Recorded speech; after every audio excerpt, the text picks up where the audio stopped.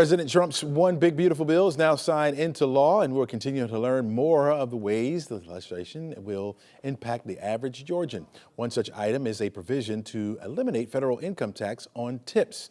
It's a move meant to help those in the service industry, and it's already getting some major political buzz and economic debate.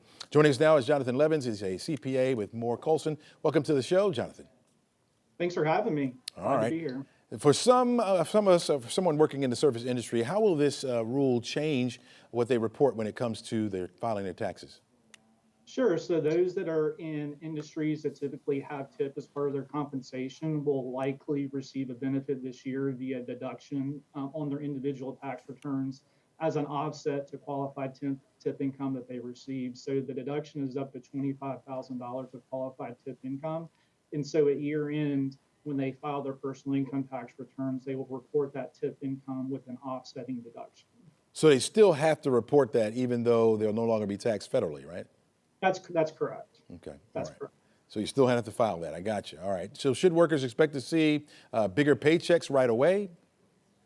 I don't think so. The Treasury has been charged to update their withholding tax forms, so I suspect that's going to take a little bit of time for those to come out. I do suspect that probably closer to year end, those individuals who are in a space where they receive tip income should consult with their employers and potentially file a form to reduce their withholdings to go ahead and get some of that benefit. But otherwise, those who do not do that and who are eligible for this deduction will claim it on their year-end tax returns and then receive a refund in March, April timeframe. So you have a rough estimate about how much time this is going to take for them to see that increase? What I have seen from most commentators is it would probably be the fourth quarter before it really gets rolled out. I think there's a lot of work that has to be done with the payroll systems, the software, kind of how that operates. So that's going to take a little bit of time to work its way through. Yeah. So those who do adjust their withholding would probably be Q4, and then they would get kind of the remainder of the benefit when they file their income tax returns. You got some critics out there saying that underreporting will start to take effect now, and even tip abuse. What are these? Are there any safeguards against preventing any of that?